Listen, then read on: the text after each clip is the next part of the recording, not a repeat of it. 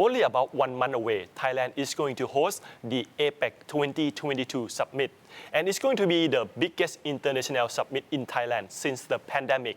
How is Thailand getting ready to welcome the leaders from all over the world that now more and more leaders are confirmed to attend the event? And what are the impact this summit is going to have for Thailand?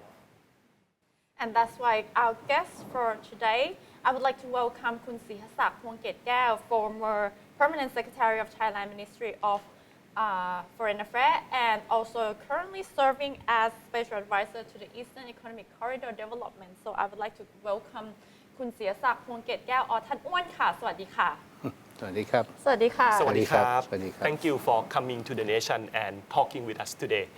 Yes, thank you for inviting me. Okay, first of all, can I ask you that are you excited to see the APEC summit taking place in Thailand next month? Well, I think like all Thais, we are excited We're getting ready to have this opportunity to host this very important event. But for me, it's I was the spokesperson for APEC 2003 when Thailand was hosting.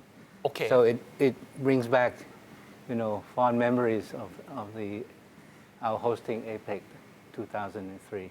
2003, so it's been 19 years. Yes. 19 years. Well, you have to accept that, the fact that you have 21 economies. Yes. So each wanting to have a turn in hosting APEC. So it takes a while before you're able to host it again. So back in 2003, and now we are in 2002, 19 years ago, what are the changes and differences? Do you think that this time Thailand is ready for the preparations as we are, 1 month before? Well, the preparation for the APEC leaders meeting is a year-long process, Yes. because, the agenda of APEC covers trade, investment, a number of issues, trade facilitation, capacity building, and so there are a series of meetings from the beginning of the year, meeting of the trade ministers, ministers of finance, and the senior officials concerned. So it's a very carefully prepared process in terms of substance. Okay. Yes. But of course, when you have leaders meeting, coming together, you also have to be very mindful of the protocol, and Thailand is known for being a great host. Thailand is known for our tradition of hospitality. So I'm sure that we're well prepared, in terms of both the substance and the physical protocol arrangements for the meeting. But this year will be more challenging, more than 19 years ago, because we have a lot of world events going on right now. Let's say, the COVID-19 pandemic and also the war between Russia and Ukraine. How do you see this? Do you think that what are the issues of greatest importance that the summit would address? You see, when you have leaders coming together, Yes. even though you try your best to set an agenda, but the leaders will raise whatever issue that they want to raise. Especially the meeting will be held not only in a plenary session, but also I understand there'll be a retreat session, which is a session where the discussions are free-flowing.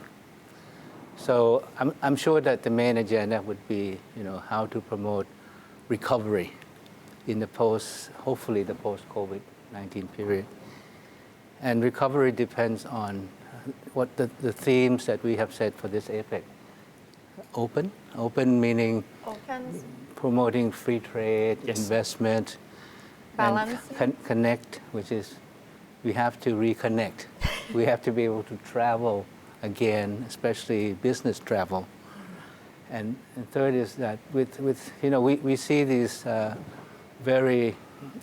we see natural disasters happening more and more, especially in Pakistan. The heat in Europe and, as well. And the huge flooding in Pakistan, right? Yes. So these are the impact of climate change.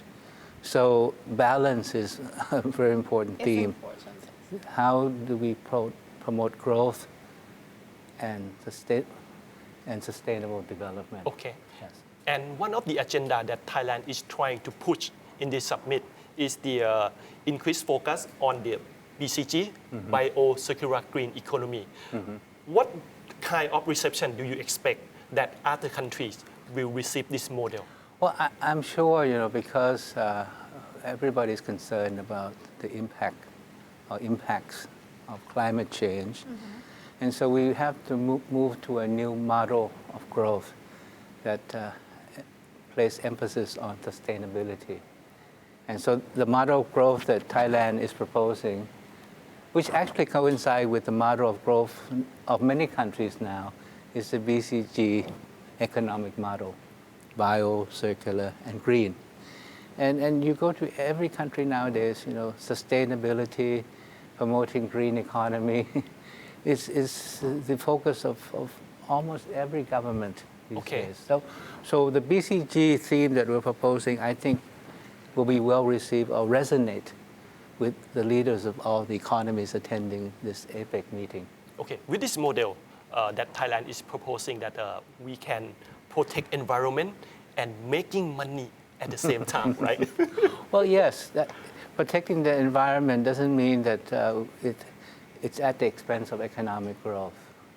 We believe that through the BCG model, growth and sustainability, protecting the environment, and also reducing, the emission of greenhouse gas. All these can go together, and they must go together. If we're going to, survive until until the next generation. Apart from the BCG sections, we have also Women's Empower that Thailand is also promoting as well. Apart from these two factors that we are looking for, are there any other factors that we should focus at this Apec Summit from Thai side, and also what are the main issues that Thailand is going to discuss? Well, as I mentioned earlier, the issues that has been the main concern of Apec is how to promote free trade in the region. But the philosophy of Apec is different from free trade arrangements, because Apec is a very diverse grouping. Yes. The level of economic development is certainly different. You have United States, and then you have Papua New Guinea, Yes. right? So we are going towards the same end, but probably we cannot go at the same pace. And so this is what Apec is all about, working towards the same goal, but recognizing that we have diversity. Not every country can go at the same pace. So as part of Apec, we also have this another pillar called capacity building. That means that we have to help those countries who are not so well off build up their capacity so that they could, move towards freer trade. Okay. So the common belief, the common set of value that all the 21 members of APEC have in common is a free trade and open economy. Yes, and for me, I think strategically, free trade, integration leads to peace and stability. Because if you prosper together, your economies are integrated, you have less reason to go to conflict and war. Right. Well, since you mentioned about that, we know that the members of APEC who are attending are also the countries that are currently in conflict. In conflicts and being in the war right now, like Russia, for example. With Thailand being a host, how do you see that Thailand is going to balance this summit? Well, we, the hosts, we bring everyone together to sit in the same room around the same table. And so it's up to these countries to make use of the opportunity of coming together to engage in dialogue.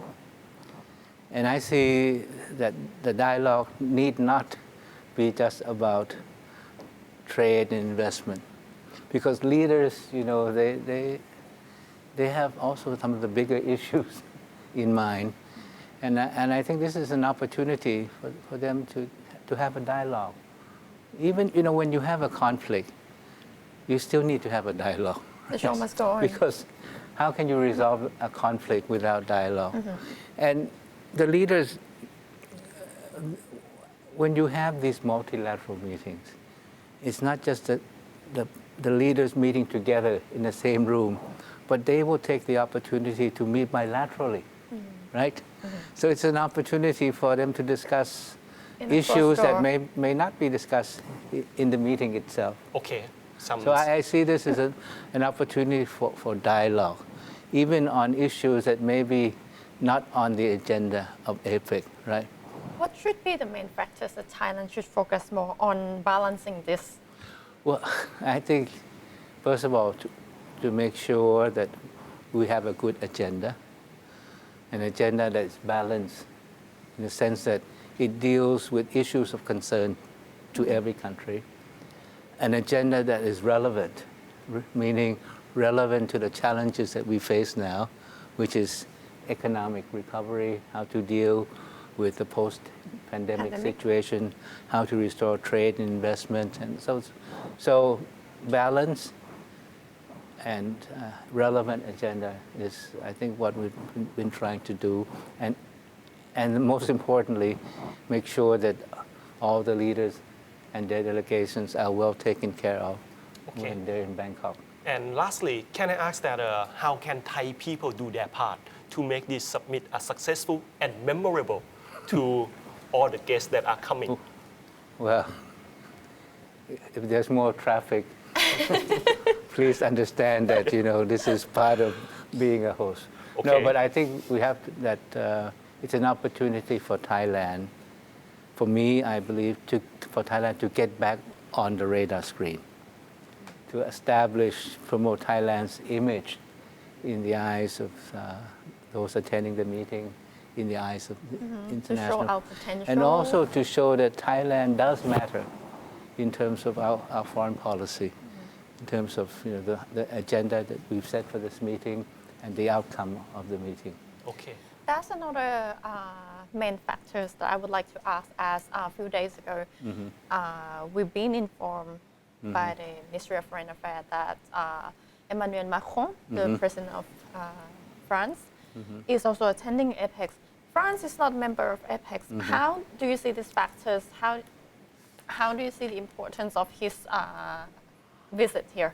Well, the host or the chair has the prerogative to invite special guests, right?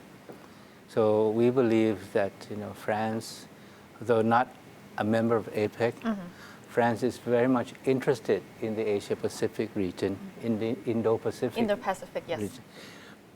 France is the first country in Europe, in the EU, to have come up with its Indo-Pacific strategy.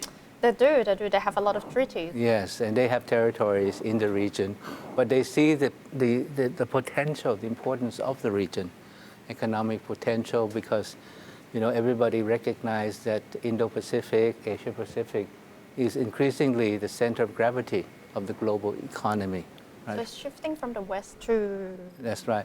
And for that reason, that's why we have more geopolitical competition in the region as well, because this region has become so important to many countries. And France feels that, first of all, it has interest in the region. Second, it wants to promote more trade investment. It wants to feel it has also can contribute to peace and stability of the region. So lastly, do you think that this Apec summit, are we going towards the recovery and successful, or do you think that it's going to be the same old Apec and we're going towards down to the recession? Well, I think, because of all the economies have been hard hit by the COVID-19 crisis.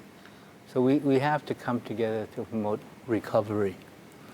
But we're also facing, a very bleak world economic Challenging. situation, inflation, rising energy, food prices, Yes. interest rates. So people are concerned about an imminent recession. So I think that's all the reason more we have to talk about how to promote trade, investment, keep our economies open, how to work together to meet with these challenges.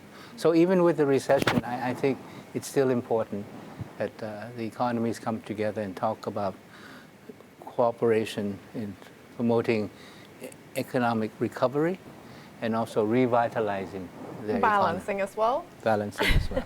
Okay, and we will see how this issue will be handled at the Apec summit in November. Thank That's you, right. Kun Sihasak, for talking with us today. Thank you very much. Thank you very much ค่ะ ขอบคุณครับ And also the nations will continue to release more and more report regarding this APEC summit. We will release more report about the pre-preparations of APEC and during APEC as well, and also after APEC. So please stay tuned with us. And for today, me, Nina Nirashamalisak Lumhi. Thank you very much for watching ค่ะ And I'm Chanchai Patiwatanawong. Please stay tuned with us for more interview and more special report. สวัสดีค่ะ สวัสดีครับ